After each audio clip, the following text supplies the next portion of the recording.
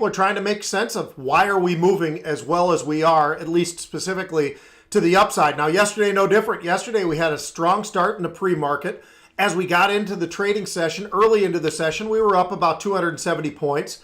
And by the end of the day, we flatlined. By the end of the day, we finished up 330 points on the Dow. Now, the NASDAQ had a little bit of a different path. The NASDAQ was higher, continued to go higher, and accelerated into the final hour of the day, finishing up about 167 points for the NASDAQ. A really nice move to the upside. Now, what was really behind all of this? What was powering a lot of this? Well, it really kicks off with financials and technology. That was the area where we really saw significant moves. As a matter of fact, financials up about 2.25%.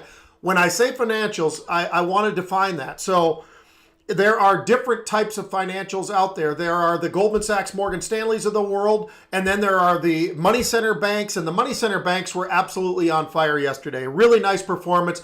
Wells Fargo, Citi, Bank of America, those kind of names, JP Morgan, they were all up over 2%. But those related to credit cards, Capital One is one of those where their revenue is much more swayed towards the credit card side of the business. That really took off yesterday. It was up 5.5%. Visa was up about 4%. American Express was up about 3.5%. And then there's FinTech. And take a look at what's been going on with Square.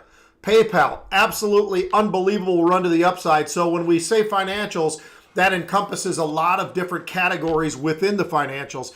And I just think that's very important. Technology as well, really sharp day yesterday. And then throw in energy, industrials. They were up about 1% across the board there as well. So nice participation. The 10-year was on the move once again. The 10-year is still on the move. We had great volumes again yesterday. We bounced back a little bit after we had eased off of that. And we actually finished up with about 40 million contracts yesterday once again. Only one name in the million contract club in terms of trading, and that was Apple, 1.5 million. GameStop almost got there. 950,000. We all know what's been going on in there. A lot of that has gone away from being right in front of everybody as the story has started to collapse a little bit, and it looks like everybody wants to move on. But let's be honest, there are still all kinds of trades going on, both to the upside, but now specifically to the downside as well. And that's why we had about 950,000 contracts there. AMC was third with about 800,000 contracts as well. Moderna is really an amazing name, I think, because when you look back at where this stock has been, we talk about the biotech index yesterday again before pulling back, hitting all-time highs once again. We've just seemed to have seen biotech go to all-time highs, it feels like, on a daily basis. Well, Moderna on Tuesday hit 147, and there were some disappointments, this, that, and the other. The stock got pushed to the downside. Closed yesterday at 173. Now, we talked about this one just the other night when I was on with the guys at Fast Money, and just the opportunities that potentially can be there at times. And at times when there is blood in the street, so to speak, when we are seeing selling, if the story is still there, the quality is still there, that sometimes can create opportunity, and you see the big bounce back that you've seen there as well. So today we started off at the day with the Dow up about 130 points in the pre-market. You had the NASDAQ coming along as well, up about 45. Then we get into the trading day. The NASDAQ starts to ease back a little bit more. An hour into the trading session, it actually was in negative territory. Taking a quick look, it's up actually about 10 points now. As a matter of fact, the Dow was starting to slip pretty significantly. It has bounced back as well. The Dow was just up 35 points. Now it's up about 110 points. So a really nice snapback there. Some of the early leaders, Activision certainly stands out. Some incredible numbers, forecast as well. Talk about Call of Duty and all the rest of that. Pinterest, Gilead, throw in DraftKings. Let's throw in Starbucks. Starbucks having another nice day. We see some unusual in there as well today already. We had some disappointing job numbers. We have crude that got up and over 57, which I don't know if a lot of people were expecting this big move that we've seen from crude, which was well under 40, started to move towards 45, moved towards 50, and now at 57, we're starting to push towards that 60 number.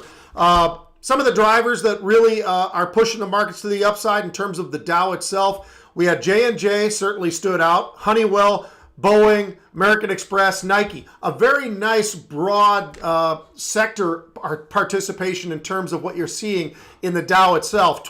By the way, volatility index, let's just go over this one last time. Go back 1 week ago trading 37. You know where we were today? 21.5. We're probably still somewhere very, very close to that level, but just an amazing collapse and slamming of volatility. Now, a couple of unusuals. We're going to get the heck out of here, and you won't see me until, I think I'm on next Monday on the noon show at the halftime report. So I'll see you then, but I'll see you at the market, the take on that morning on Monday. So, Senseonics. Have I heard of this name before? No. I had to look it up. I had to look through a few different things. It does have $1 billion market cap, so that's pretty interesting. It's not as small of a company as I might have thought. Diagnostics, diabetes, that's where the category is that they are. $3 stock.